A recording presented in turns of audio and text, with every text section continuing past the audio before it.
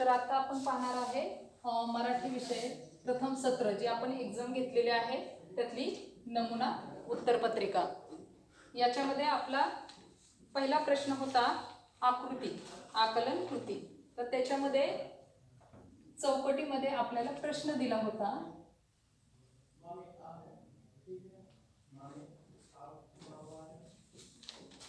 आपल्याला एक परिच्छेद दिलेला होता माझे शिक्षक व संस्कार या पाठातील, आणि त्याच्यामधला प्रश्न होता माशेल गावच्या पुसट आठवणी।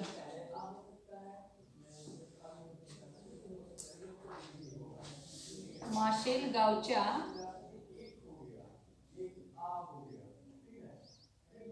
पुसट आठवणी।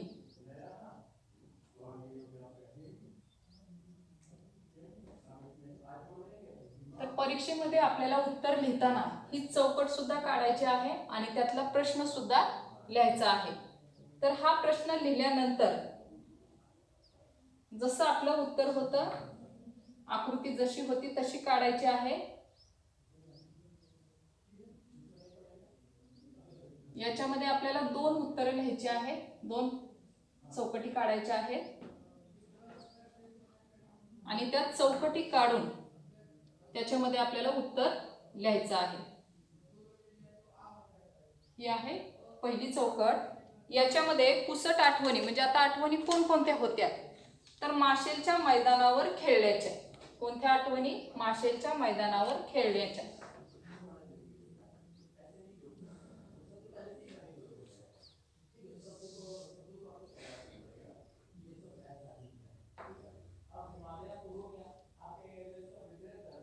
माशेलच्या मैदानावर खेळल्याच्या।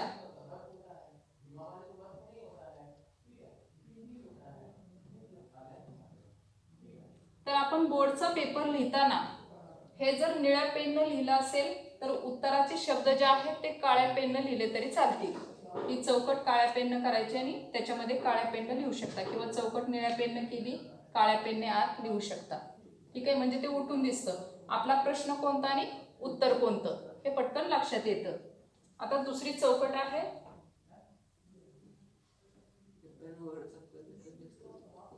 काय म्हणतो? हा, पेन उघड झाक करण्यात, पण हे कसं अट्रॅक्टिव्ह दिसतं आणि शिक्षकांच्या पटकन लक्षात येतं की उत्तर काय लिहिले। प्रश्न पटकन दिसतो, उत्तर लगेचच दिसतं, म्हणजे पटकन असं चेक करतात। पिंपळ कट्ट्यावर निवांतपणा अनुभवल्याचा।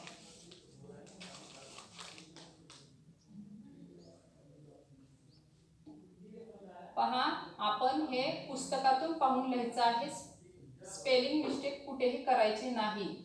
ज्यावेळेस आपण आकलन कृतीचे प्रश्न उत्तर सोडवत असतो त्यावेळी उत्तर अगदी व्यवस्थित आली पाहिजे, कारण जो चेक करणार आहे त्याची अपेक्षाच अशी असते की जे तुम्हाला पुस्तकामध्ये किंवा पॅराग्राफ मधून दिलेलं आहे तर ते तुम्ही जसंच्या तसं व्यवस्थित लिहिलं पाहिजे, इथं चूक होता कामा नये।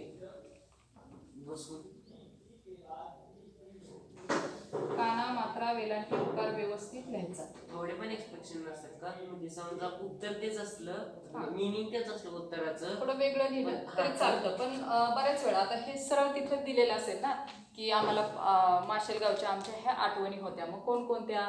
तर माशेलच्या मैदानावर आम्ही खेळत होतो आणि दुसरं काय, पिंपळ कट्ट्यावर बसत होतो। तर असं जर लिहिलं असेल तर यात वेगळं काय करणार आपण? नाही, बऱ्याच वेळा होतं बरं का, वेगळं होतं, पण इथं नाहीये। हा, प्रश्नानुसार होतं पिंपळ कट्ट्यावर बसून निवांतपणा अनुभवल्याच्या।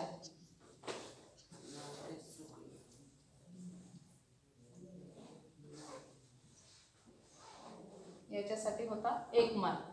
तर हे व्यवस्थित लिहायचं आहे, काही जर चुकलं नसेल तर 1 मार्क्स मिळालेला आहे, चुका केल्या असतील तर अर्धा मार्क्स मिळालेला आहे। ठीक आहे, आता दुसरा प्रश्न आपण पाहायचा आहे।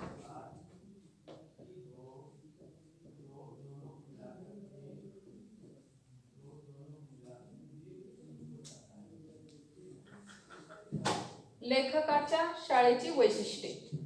आता आपण पाहतोय पॅरेग्राफ त्या ठिकाणी दिलेला आहे. पूर्ण पाठ जरी आपण वाचलेला असला तरी पाठ वाचल्यानंतर आपल्या लक्षात आलेलं आहे की पूर्ण पाठामध्ये लेखकाची आईने कसा संघर्ष केलेला आहे, लेखकांचे शिक्षक कसे होते, शाळा कशी होती, हे त्या ठिकाणी दाखवलेलं आहे. तर लेखकाच्या शाळेची वैशिष्ट्ये कशी होती, लेखकांची शाळा.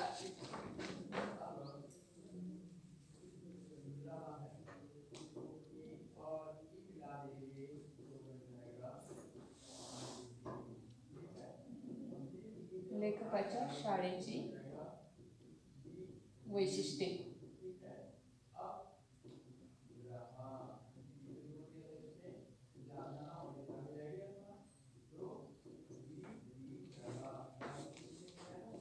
कशी होती लेखकांची शाळा? महानगरपालिकेची प्राथमिक शाळा होती.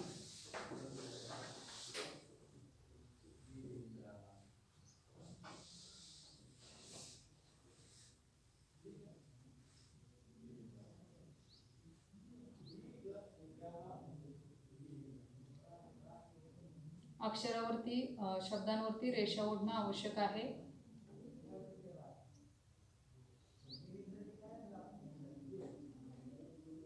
चौकटी मोठ्या करायच्या आहेत जिथं व्यवस्थित ही अक्षर शब्द जे आपण लिहिणार आहोत ते बसतील असं व्यवस्थित मोठ्या चौकटी करायच्या. मनाने श्रीमंत असलेले शिक्षक. आता शिक्षकांचं म्हणजे बरेचसे शिक्षक, भावे सर, जोशी सर, बरेचसे शिक्षकांचं या ठिकाणी वर्णन आलेलं आहे. तर ते कसे होते? मनाने श्रीमंत असणारे शिक्षक हे त्या शाळेचं वैशिष्ट्य होतं.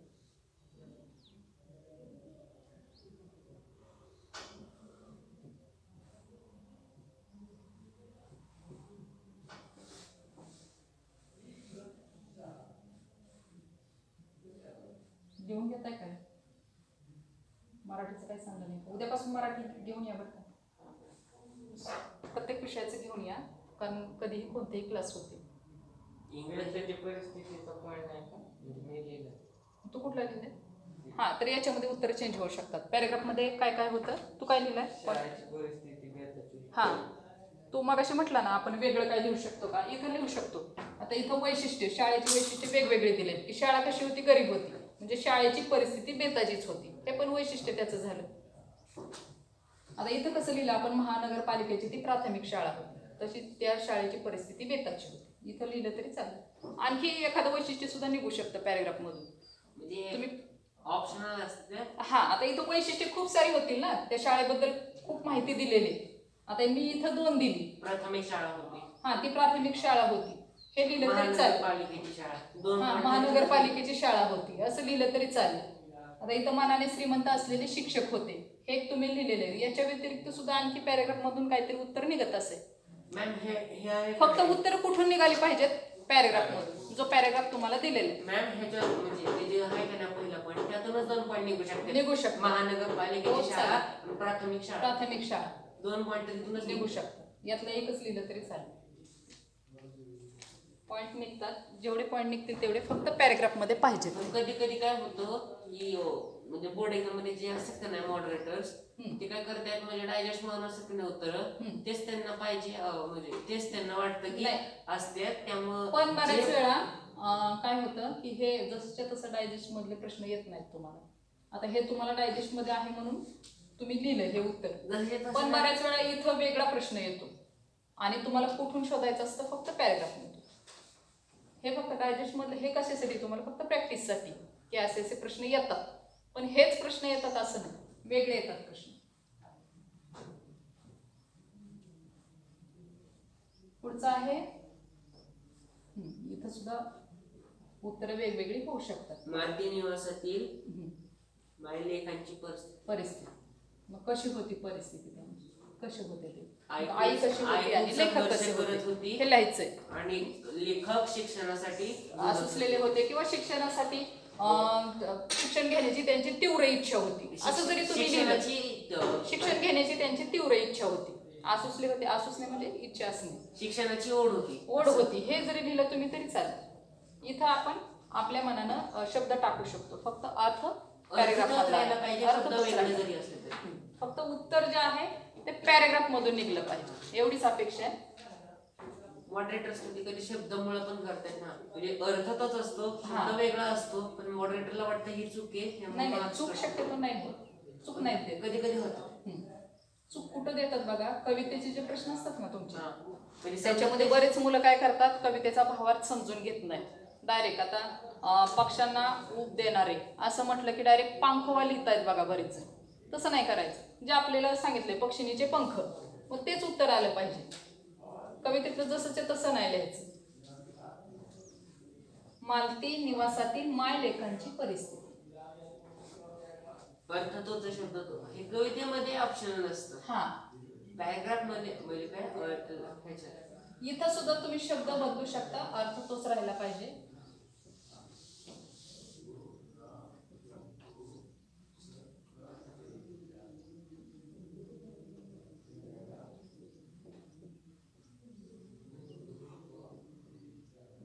कशी होती तर दारिद्र्याची पर पण लिहू संघर्ष. शकतो ना, पक्षिणीचे पर, ऊब देणार पक्षिणीचे पर. पर नाही नाही, पंखच लिहा. पंख कसा एकदम आपल्याला सर्वांना माहित असलेला शब्द आहे. अर्थ होतो, पर म्हणजे पंख होतो, पांखवा पंख.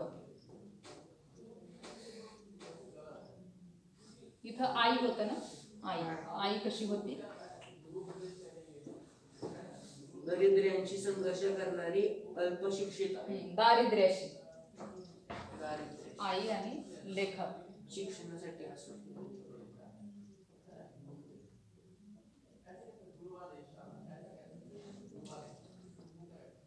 इथं आसुसलेले, शिक्षणाची ओढ असलेले, शिक्षणाची तीव्र इच्छा असलेले लेखक, हे सुद्धा इथं या ठिकाणी येऊ शकतं. दारिद्र्य किंवा खूप संघर्ष करणारी गरिबीशी, दारिद्र्य म्हणजे गरिबी, इथं गरिबी जरी टाकलं तरी गरिबीशी झुंजणारी आई असं लिहिलं तरी चालेल. नाहीतर मग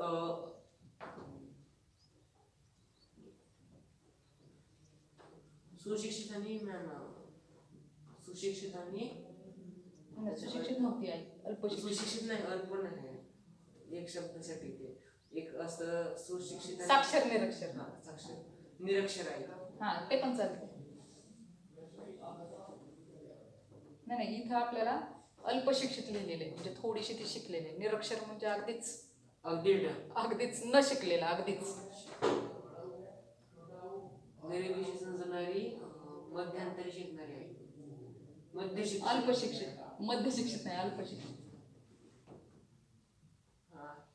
कारण आपण ते पाहिलं ना उदाहरण, की आई एका ठिकाणी गेली आणि तिथं गेल्यानंतर तिला काम मिळालं नाही, कारण ती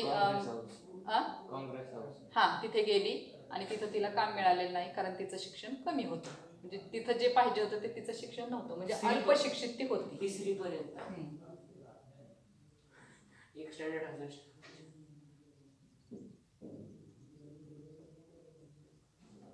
आणि शिक्षणाची तीव्र ओढ असलेले किंवा शिक्षणासाठी आसुसलेले लेखक.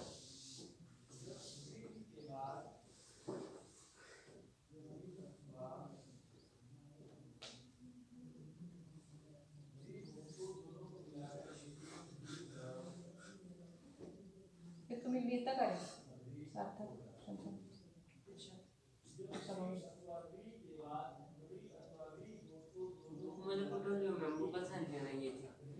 उद्यापासून, उद्या आता राहू द्या, आता नुसतं पहा, हे येईल तुमच्या लक्षात, तुमचं आलेलं आहे बरोबर. परिस्थिती कशी होती आईची, कशी दारिद्र्याशी संघर्ष करणारी अल्पशिक्षित आई होती. लेखक कसे होते, शिक्षणासाठी आसुसलेले. ठीक आहे, आता परिस्थिती सांगतोय आपण, आई म्हणणं गरजेचं आहे का? नाही, हे आई आपल्याला प्रश्नामध्ये होतं म्हणून मी दिले. हा अख्खा प्रश्न आहे. नाही, उत्तरामध्ये अल्पशिक्षित लिहिलं तरी चालेल, इथं स्टॉप केलं तरी चालेल, किंवा इथं आसुसलेले स्टॉप केलं तरी चालेल. वर नाव लिहिलंय. हा, कारण वरती आहे म्हणून, वरती जर नसतं तर इथं आवश्यक आहे. दक्षिण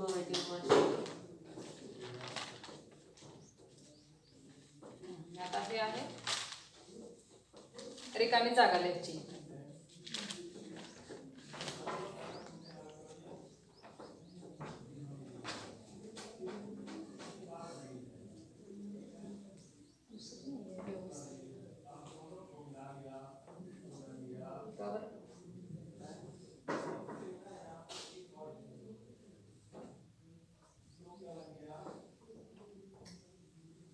आता ही रिकामी जागा तर खूप सोपी, कारण तिथंच असते, फक्त शोधून घ्यायचं.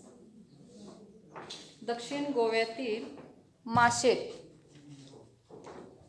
आता ज्यावेळेस आपण रिकामी जागा लिहित असू त्यावेळी पूर्ण वाक्य या ठिकाणी लिहायचं आहे.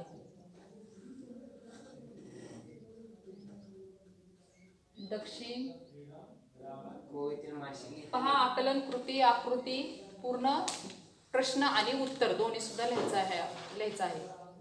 नुसतं उत्तर नाही लिहायचं. दक्षिण गोव्यातील, नाही तर बरेच जण काय करतात, डायरेक्ट नुसतं बालपण लिहितात. तसं लिहायचं नाही, त्याला मार्क्स मिळत नाहीत, अर्धा मार्क्स देतात. चुकी बरोबरच पण पूर्ण वाक्यात लिहायचं. फक्त सोमतचा प्रश्न पुन्हा लिहायची गरज नाही, किंवा तुमचे व्याकरणाचे प्रश्न पुन्हा लिहायची गरज नाही.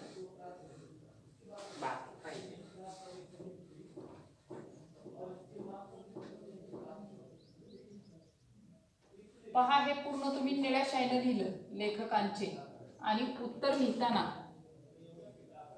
ब्लॅक पेन वापरला तरी चालेल, किंवा मग इथं अंडरलाईन अशी केली तरी चालेल. मी तर दोन्ही केलं, बालपण हां, चालेल. अंडरलाईन पण केली आणि त्याने बालपण ब्लॅक पेन मध्ये लिहिलं असं. तर हे असं आलं पाहिजे, जेणेकरून पटकन ज्यावेळेस चेक करणारा काय करेल की हे वाचण्याच्या आधी पटकन कुठं लक्ष जाईल, इथं लक्ष जाईल, असा पेपर लिहायचा. अंडरलाईन केलं तर चालतं, पण चालतंय. आणखी थोडं ब्लॅक लिहिलं, निळं इथं असेल ब्लॅक लिहिलं आणखी उठून दिसतं, किंवा अंडरलाईन केली तरी चालेल, दोन्ही चालेल. चांगलं पण वाटतं ना जरा, चांगलं पेपर पण चांगला दिसतो. आणि लँग्वेज विषयांचं असं आहे की पेपर जितका चांगला दिसेल तितके चांगले मार्क्स. म्हणजे उत्तर तर लिहायचीच आहेत व्यवस्थित. उत्तरांवरती मार्क्स असते, तुम्ही किती सुंदर लिहिलं त्याच्यामध्ये. आता पुढचा प्रश्न होता स्वमतचा. प्रश्न तिसरा, स्वमत.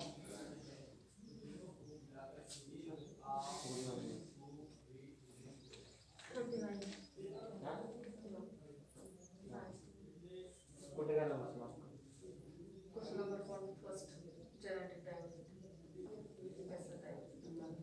तर हा प्रश्न काय होता?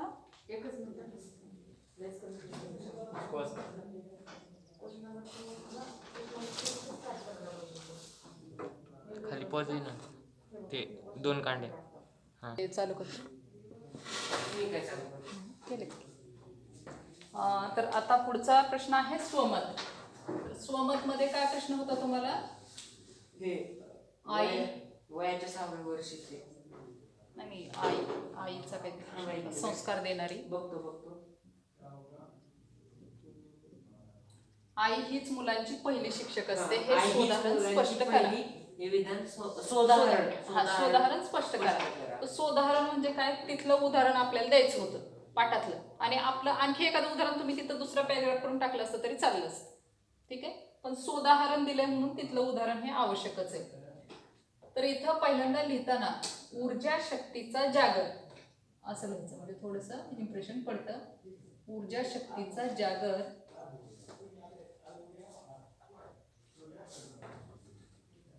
आता तुम्हाला विरामचिन्ह शिकवलेले आहेत.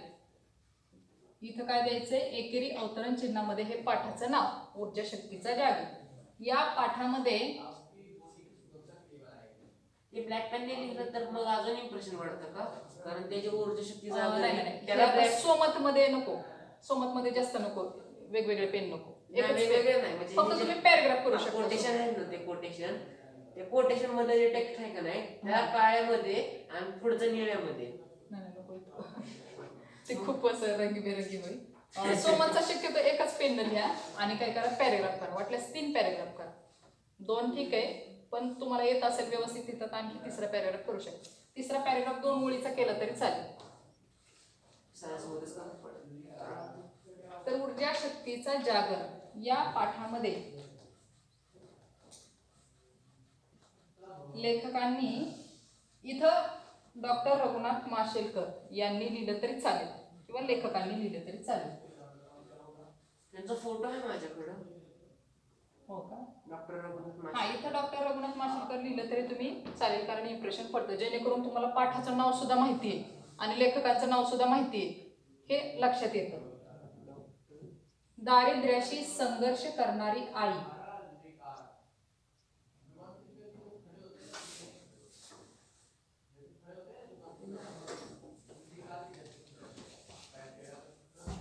हा, तर हा आहे डॉक्टर रघुनाथ माशेलकर यांचा फोटो. तर यांच्याविषयी आपण माहिती पाहिलेली आहे. हा आहे डॉक्टर रघुनाथ माशेलकर यांचा फोटो. तर हे आपले पाठाचे लेखक आहेत, तुम्हाला माहीतच आहे.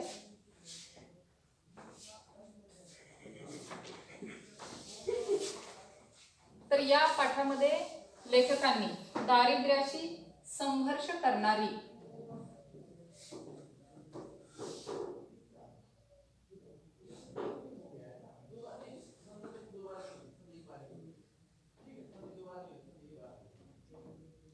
अल्पशिक्षित आई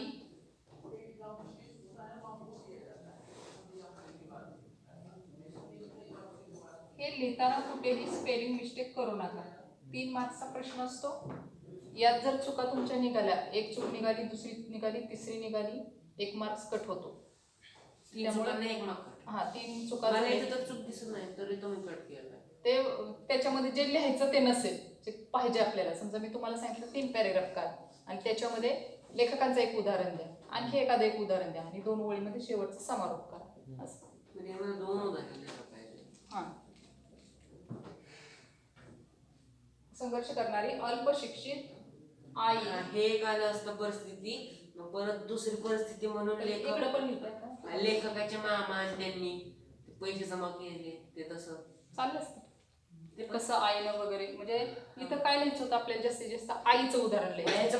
अगदी प्राण्यांमधलं उदाहरण लिहिलं असतं तरी चाललं. ते पण प्राण्यांमधलं हे पहिलं उदाहरण.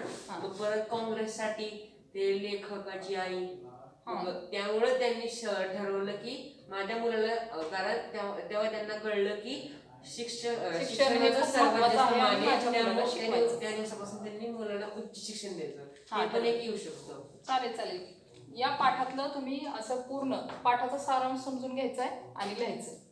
मला एक कळलंय, मुलांना सगळ्यात जास्त क्रिएटिव्हिटी म्हणजे पेपरमध्ये कसे मार्क्स वाटतात, पेपर समजूनच कळतं. हा, पेपर आणखी व्यवस्थित दिसल्यानंतर. आता हा पाठ तर तुम्हाला समजलेलाच असतो की काय आहे पाठामध्ये. काय आहे पाठामध्ये जास्तीत जास्त फक्त लेखक आणि आईचं वर्णन. लेखकांना शिक्षण कसं महत्त्वाचं वाटलं आणि आईनं कसा संघर्ष केला. दुसरं शाळेतलं वातावरण. शाळा कशा होत्या, गरीब होत्या, पण तरी सुद्धा तिथले शिक्षक कसे होते ते सगळं वर्णन त्या ठिकाणी केले. आता हे आपल्याला समजलेलं आहे, परंतु मांडताना आपण मांडतो कसे याच्यावरती आपले मार्क ठरतात. अल्पशिक्षित आपल्या शब्दात. हा, आपल्या शब्दात मांडायचे, पण व्यवस्थित मांडायचे की जेणेकरून पॅरेग्राफ झाला पाहिजे. आणि जे मांडायचं आता इथं उदाहरण स्पष्ट करा, म्हणजे जेणेकरून आपल्याला त्या पाठातलं उदाहरण सुद्धा आलं पाहिजे. आणि ते लिहिताना 3 पॅरेग्राफ करून व्यवस्थित न चुकता, काना मात्रा वेलांटी न चुकता लिहिलं की आपल्याला मार्क्स मिळू शकतात. पैकीच्या पैकी सुद्धा मिळतात. अगदीच कुठेच चूक नसेल, व्यवस्थित लिहिलं असेल. आउट ऑफ मिळतात. 99 मार्क्स मिळाले मराठीला.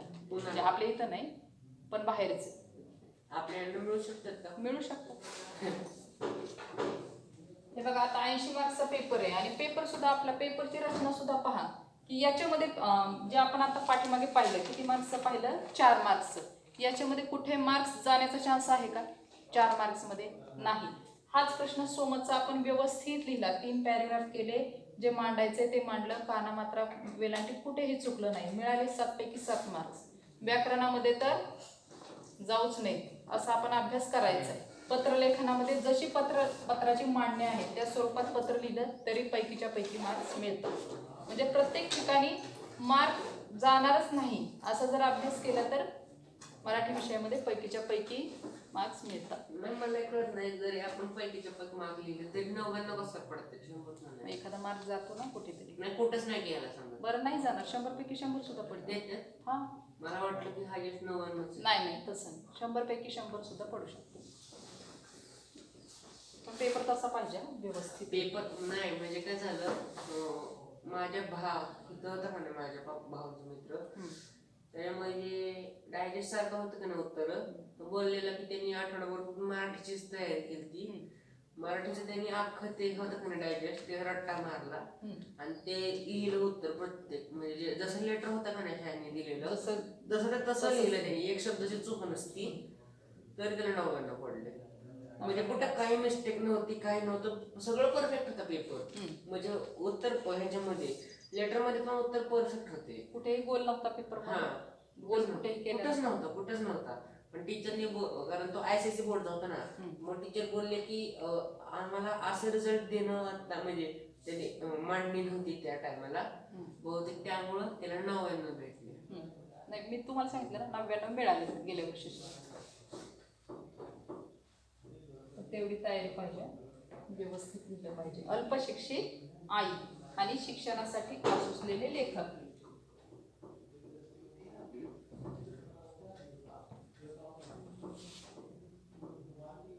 हे इथंच लिहायचं होतं शिक्षणासाठी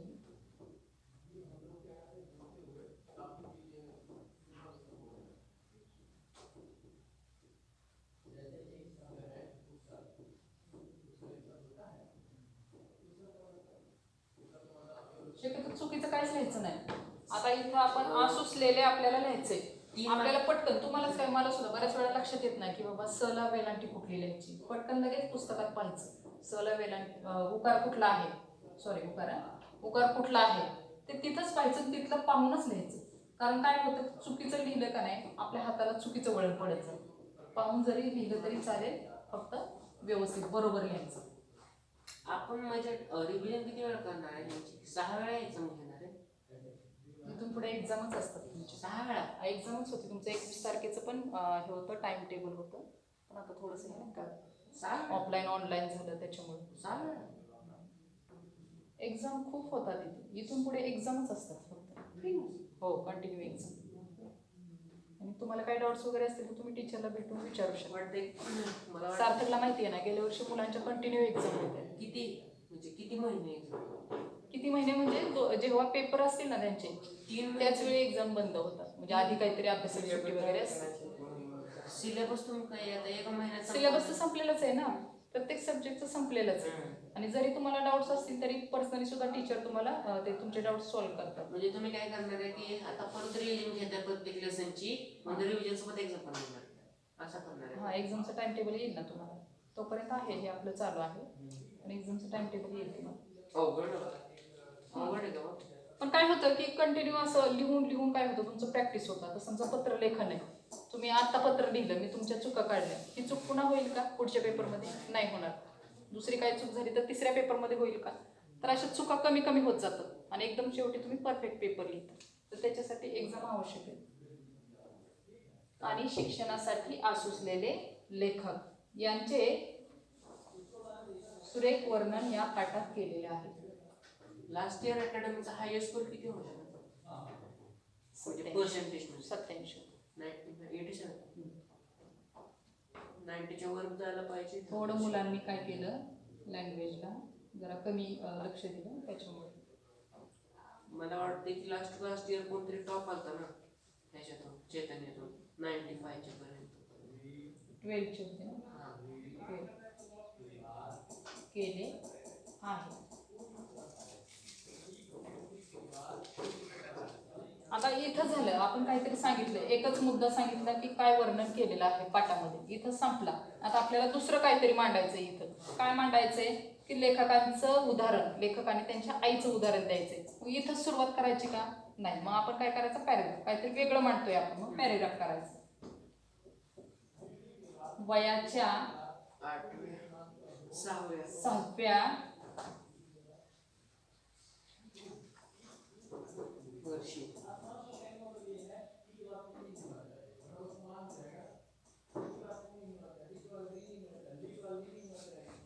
पोटा पाण्यासाठी वयाच्या 6व्या वर्षी लेखक व त्यांच्या आई गाव सोडून मुंबईत आल्या. पोटा पाण्यासाठी लेखकांना व आईला गाव सोडावे लागले.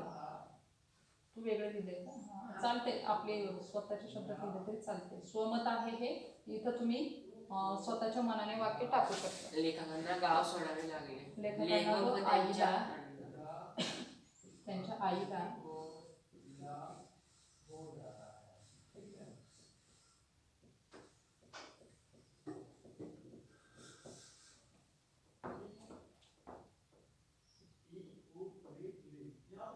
गाव सोडावे लागले.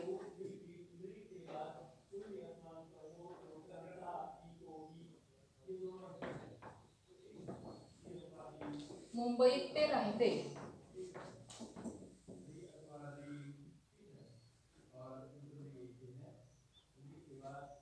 मुंबईत ते राहिले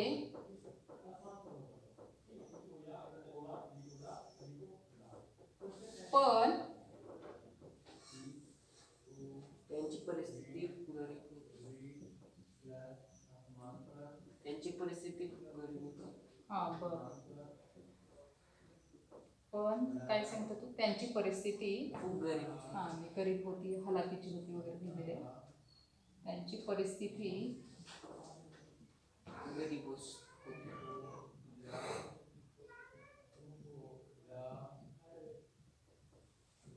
किंवा हलाखीची किंवा गरीब कोणतंही चालेल.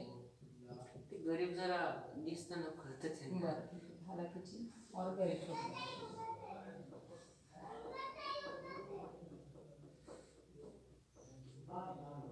तुमच्या म्हणण्याचा आवाज येतो ना? तुमचं म्हणणं आहे का? कपूरनीस.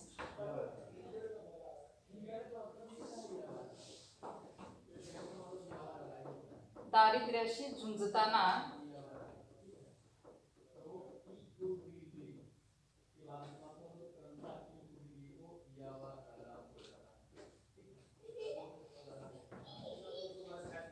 उद्या तुम्ही होमवर्क मध्ये हे लिहून आणायचं ते पाहून. मी आता हे पाठवे लिहून आणायचं, कारण तुमच्याकडून फक्त लिहून घ्यायचं आहे आता जास्तीत जास्त. दारिद्र्याशी झुंजताना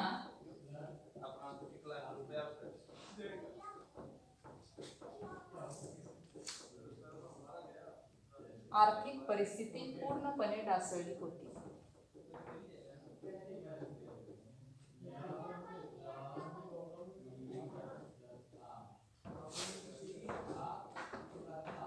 आर्थिक परिस्थिती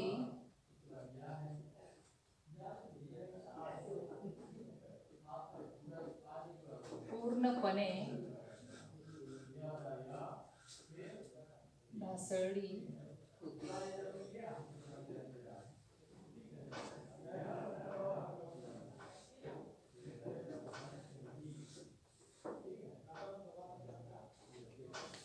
खूप मोठं किती पानं म्हणजे लाईन्स पाहिजे समजा?